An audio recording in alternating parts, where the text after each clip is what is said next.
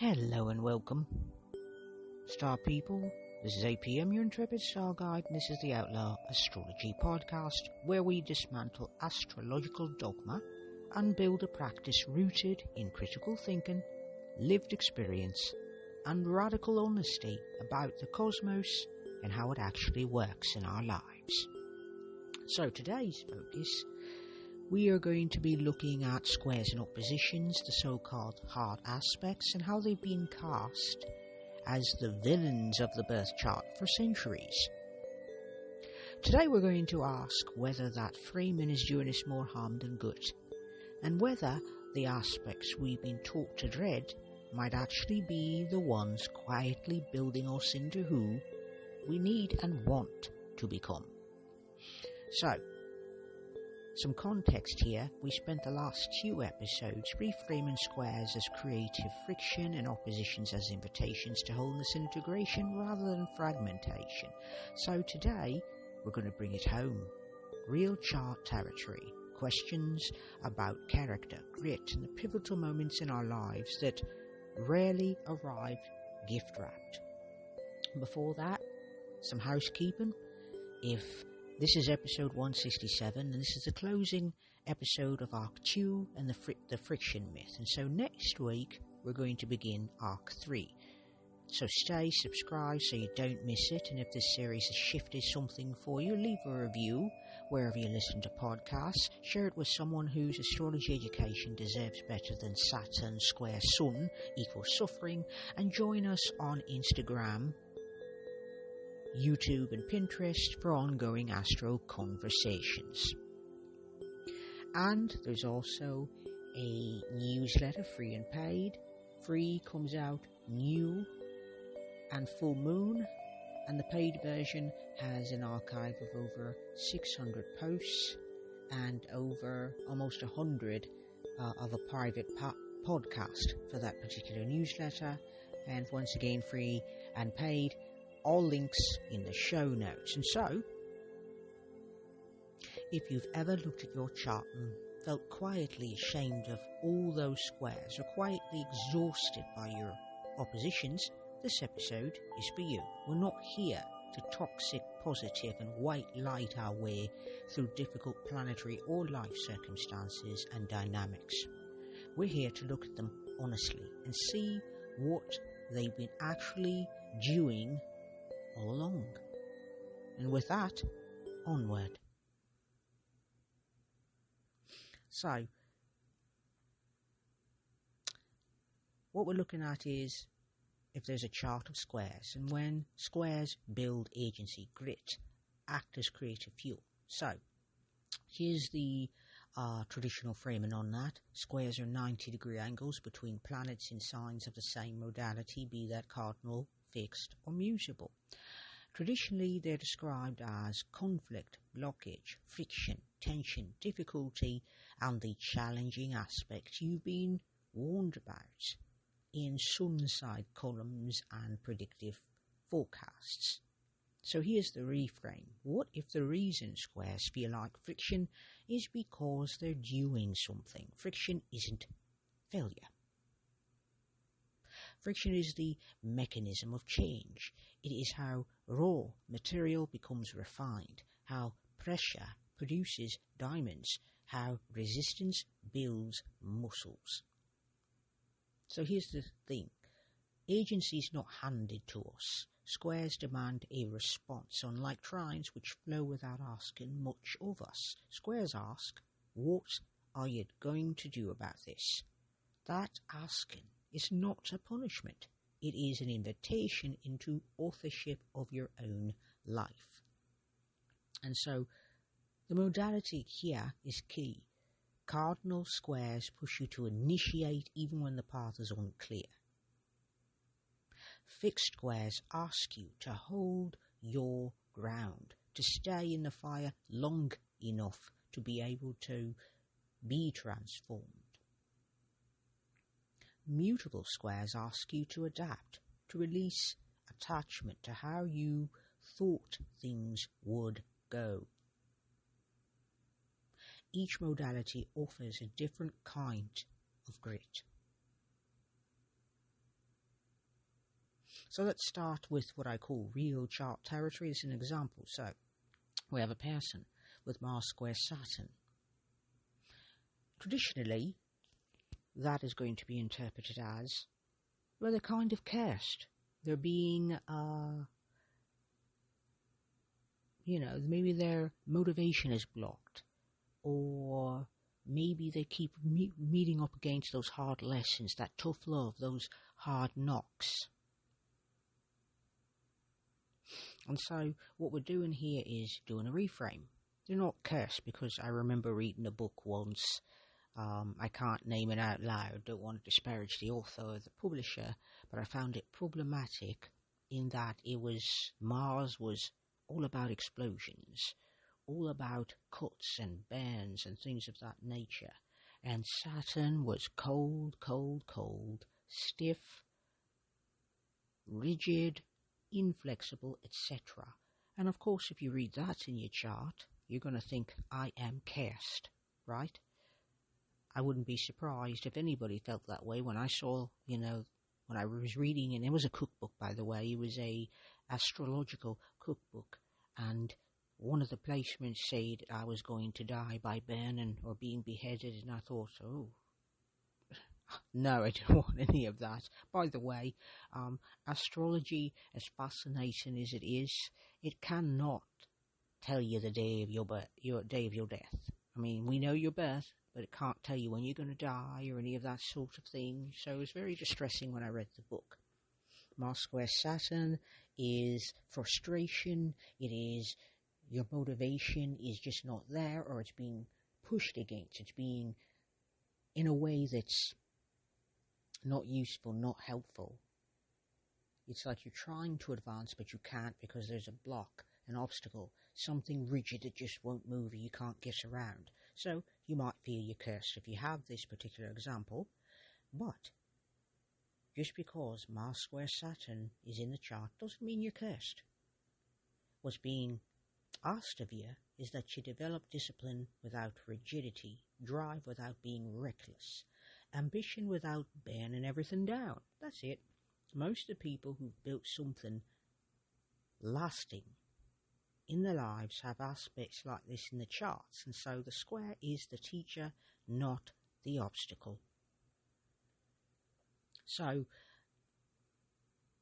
let's use a T-square as a case study. So once again, a T-square is two planets in opposition with a third planet squaring both the opposing planets. It is often described as a pressure point, a test of chronic stress. Yet a T-square is also a focal point. All that tension has somewhere to go. See, the apex planet, meaning the third planet that both the opposing planets square, that's called the apex planet. And it becomes the engine of our most driven, most purposeful, most evolved work. If you stop avoiding it,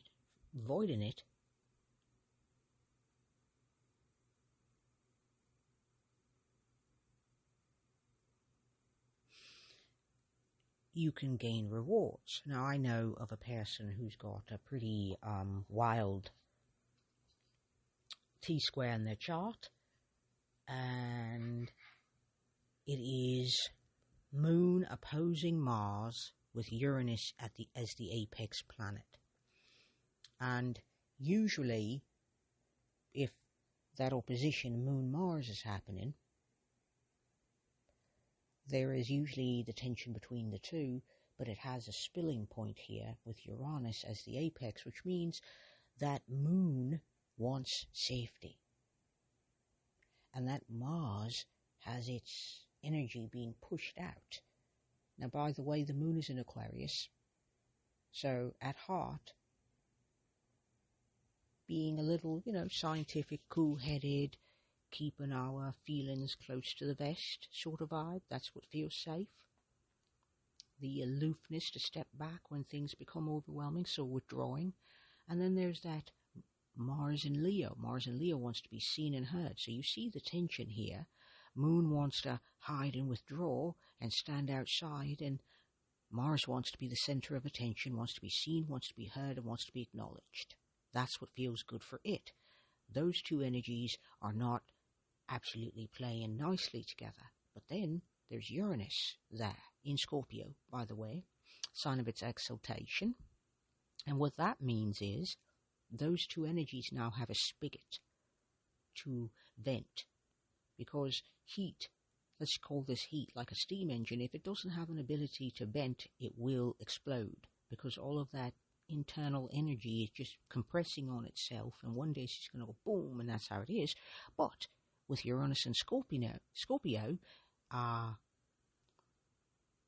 there's now a spigot and all that depth and intensity, so there's a chance to ask questions, and there's a chance that friction between the two, because Scorpio squares any planets in Aquarius or Leo when they are within orb. And so now we have a why, a psychological looking at depths, a passion, a way of creating. But the question is, why? Okay, how can I, because now that these two are together, how can I have both? You see, oppositions aren't an either or thing. It's, I want to be seen and heard and recognized, Mars, but I also want to be safe about it. I want it to be on my terms. I don't want visibility for visibility's sake, and I certainly want to be able to stay cool when it's necessary, because I live in a world where where I have to do that. It'd be, in an ideal world, I could live out my chart perfectly without having to do any of that, but this is not that world quite yet. So Uranus is asking, how can I have both? And there's a friction between Uranus and Mars, because Mars is like, I want to be seen, and Uranus is asking, yes, but why? And how can we do it in a way that doesn't have got me nethers out there for everyone to see? Consider that Scorpio it has an exoskeleton. It is an orthopod, and it wears its skeleton on the outside, which means the tender bits are inside. And so Uranus and Scorpio doesn't want its tender bits sticking out, but it wants to individuate. So how can I do this? Not how can the celebrity that has this aspect in their chart, which is similar to my chart, do this. How can I do this? What is my motivation, like an actor might do? Why? How can I do this? How can I meet both needs without collapsing into one thing? Because Uranus and Scorpio likes depth. It is intense and passionate. And so these two energies don't nicely play together, the two oppositions, the moon in Aquarius and Mars in Leo. They don't play nicely together because they're opposing, but they offer us an opportunity for self-awareness. And that self-awareness happens as a feature of wholeness. You get self-awareness, then you can start integrating, because you can't integrate what you cannot see, okay? So the key point here is that squares don't make life harder for no reason. They make you harder, like a diamond, in the best sense. More capable, more resilient, more genuinely yourself than ease alone could ever produce. And isn't that something? Because we've been taught that being lovely, nice people and performing is the way to succeed, and what if it isn't? What if it isn't? Which leads us to chart of oppositions, where oppositions can grow self-awareness and act as invitation toward integration and wholeness. So, the traditional framing is this. Oppositions are 180-degree aspects between planets in opposing signs, traditionally described as tension, conflict between opposing forces, a push and a pull, a tug of war, projection onto others, either or dynamics, and the aspect of the perpetual tug of war, which I've mentioned, but I didn't say perpetual, which is also that energy. So let's challenge first the either-or framing of oppositions, because it's one of the most limiting ideas in mainstream astrology. consider also that all of these interpretations predate modern psychology, and we are not certain, because there's not enough evidence, not enough information that survived from pre-psychology times. All of this would be about 1800 years ago. We don't know much about 1800 years ago, so what they knew about psychology and when they knew it, we have no idea, honestly. And so these ideas predate that, and doing a chart had a completely different intention. It was predictive, obviously. So now we're not trying to predict, we're trying to understand, we're trying to comprehend. And it's limiting because it assumes that two opposing forces can't coexist, that one must win, the other must lose, and that integration is impossible. Yet human beings contain multitudes. That is not a bug, that's a feature, and that is the whole point. And then there's another. Oppositions can be mirrors. And one of the most profound functions of an opposition is that it shows you what you can't yet see in yourself by first showing it to you in someone else. And so the planets you project, the qualities you disown, the values you dismiss as not me, these are often exactly where your oppositions live. They're not conflict, they are curriculum. So from all of this, you can get self-awareness, which can be a blessing, by the way, even though it's not always comfortable. And so no aspect builds self-awareness like an opposition. Squares demand action, yet oppositions demand reflection. They ask, what are you not seeing? What are you externalizing that is actually yours? Where are you choosing a side when the whole point is to hold both? So let's do an example. Imagine, if you will, a person with Venus opposite Saturn isn't destined for a loveless relationship. See, by the way, that's what the traditional interpretation might be. One of them, in any case, that Saturn is always the taskmaster. It always wants things done correctly, and in order to do that, you have to do things more slowly. We don't live in a world that is slow. We live in a world that's very fast, very urgent. Buy now, buy now, buy now. Do it now, do it now, do it now. Just do it. Those sort of vibes. And so, when you see Venus opposite Saturn, you'll be in a loveless relationship, probably with someone older than you. A relationship that stands the test of time, but possibly is going to be a challenging relationship, because you're not going to get self-awareness if everything's beautiful and you always agree with everybody in the relationship, okay? So that's how it's usually interpreted. But just because you have this aspect in your chart, don't mean you're destined for a loveless relationship, or a long traumatic one, or a long difficult one. The question here is, here's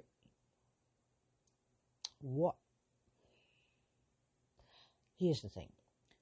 What's being asked is to reconcile desire with discipline, intimacy with boundaries, softness with structure. So basically, Venus is all about the love. It's all about the intimacy, but it's not interested in loving everybody, contrary to the belief of some of the meme astrology you're going to see out there. Venus loves everyone. No, that's Neptune. Neptune has goodwill toward all because it is a shamanic planet, an outer planet, and it's a transpersonal planet. And so, goodwill toward humans, goodwill toward all, whereas Venus is very picky. I want this, not that. Got it? So, the planet of love, beauty, and harmony is not attracted to every bloody thing. Opposite Saturn, the taskmaster, the hard lessons, the tough love, and you get love, but you get it at the expense of ease. You're going to have a long relationship. This is all traditional. Long relationship, yet it's going to be difficult the whole way. So that basically sounds fated. You're fated to a difficult relationship that you're going to have to push through and white knuckle in order to have anything. And so what's happening here is the opposition doesn't create the wound. So this is a wound, is what it sounds like. What's actually happening is that it marks the exact territory where integration, when it comes, will feel like coming home. So all of that to say, just because you got Venus opposing Saturn doesn't mean you're destined to a loveless life, loveless relationship, being in a loveless relationship, being in a difficult relationship. None of that has to be true.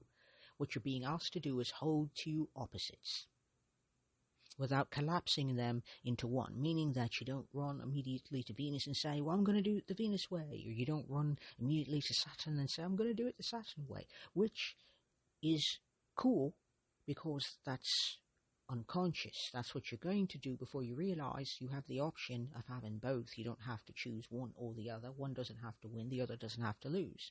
Okay? So, the full moon energy is like sun opposite the moon. So every full moon is a sun-moon opposition, and we know intuitively what full moons do. They illuminate, they reveal, they bring things to a head. So your natal oppositions are doing that work continuously in the background of your own life, and the light they cast is not a threat, it is a torch. So like the Hermit card in the Major Arcana number 9, there is a figure, a hooded figure with a torch. Well, not a torch, a lantern out in front of him. And he is basically a guide, lighting the darkness a few steps at a time so you can get through safely. So that is what an opposition can do for you. Now the key point here is that oppositions grow the kind of self-awareness that can't be taught in a book. They hand it to you through lived experience, through the people who mirror you, through the moments when you finally stop fighting the other side and ask, what if this is me as well?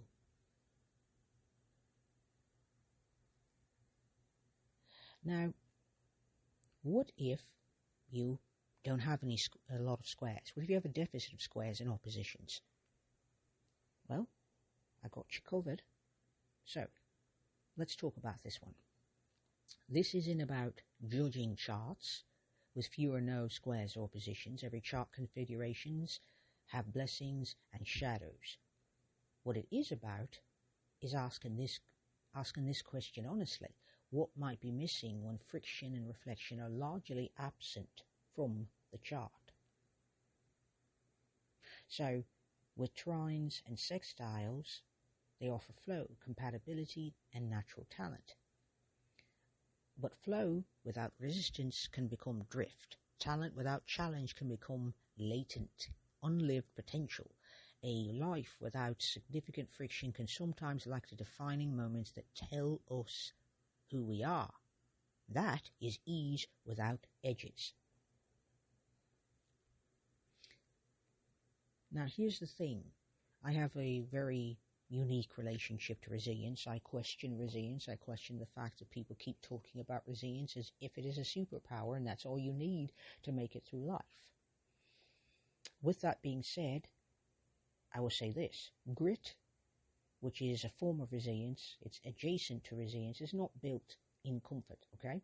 So self-awareness doesn't tend to deepen when everything and everyone agrees with you and everything's hunky-dory, okay?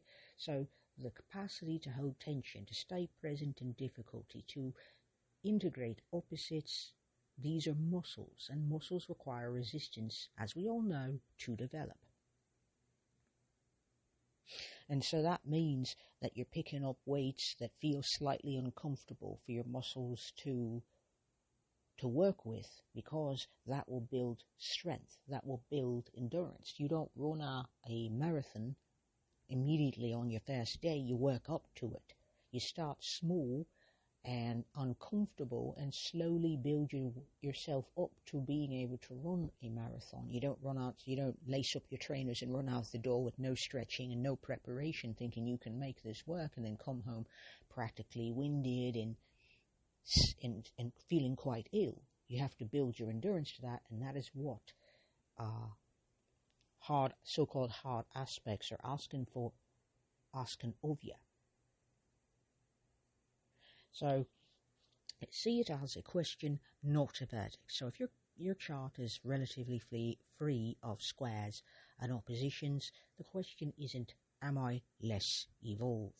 It's, where are you seeking your friction? Where are you deliberately choosing challenge? Where are you finding the opposition that builds self-knowledge? See, life has a way of providing it regardless, through transits, through relationships, through circumstance. So the key point here, the absence of hard aspects in the chart don't mean an absence of difficulty in life. It means the friction may need to be consciously sought after rather than automatically provided, which is its own kind of work. And worthy work, by the way. So, what squares and oppositions, what do? What are they inviting us to look at? Let's talk about pivotal life challenges or changes. So, here's the pivot point, the most significant turning points in our lives, the moments after which nothing is the same, are almost never soft aspect moments. They're squares, oppositions. They're the moments when something had to give and did. So, squares are crossroads. Squares don't let you stay where you are. They create, through internal pressure, that staying still becomes more uncomfortable than moving. And this is how they function. This is where they function. They're agents of change, not by destroying what is, but by making the cost of stasis too high to ignore. Oppositions are a reckoning, on the other hand.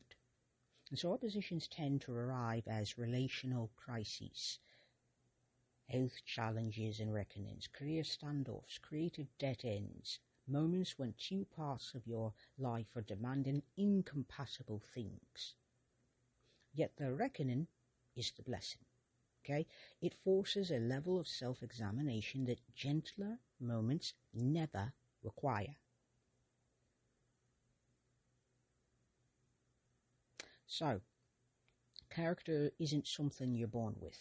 It's what you develop through repeated encounters with friction, with failure, with resistance, and the need to choose.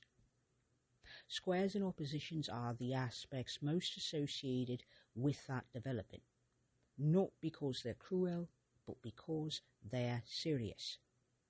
So character is the residue of difficulty. You're only going to get that through challenge, through tension, through friction. And so the question to sit with is this. When you look back at the hardest periods of your life, what was being built in you that couldn't have been built any other way? What capacity, what clarity, what courage arrived precisely because ease weren't available? Key point here. Squares and oppositions don't mark where your life went wrong. They mark where your life got real, where you were asked to become more than you were, and somehow you did. And now we're about to wrap up, star people. And so the key takeaway here is that aspects we've been taught to fear are often the ones doing the most important work. Squares build agency, grit, and the creative friction that transforms potential into lived reality. So oppositions build self-awareness, the capacity for integration, and the kind of wholeness that only comes from holding apparent contradictions without flinching. So together they mark the sites that are most significant becoming. And here's a general invitation this week. Pull up your natal chart and find one square, one opposition. Don't pick the ones you've already made peace with, pick the ones that still make you wince. Then ask yourself 3 questions. 1. What has this aspect already built in me that I've not given it credit for? 2. What is it still asking me to develop? And 3. If I stopped calling it art, what would I call it instead? And next week we begin arc number 3. We'll be moving beyond aspect theory entirely and into the question of how we really read a chart as a living document, not a fixed verdict. And it's going to be a different kind of conversation, and I think you're ready for it. So, I'm 8 PM, your intrepid star guide. Stay curious, stay critical, stay honest about the difficult things and what they have made of you, because that's the whole story. Peace and astro magic, star people.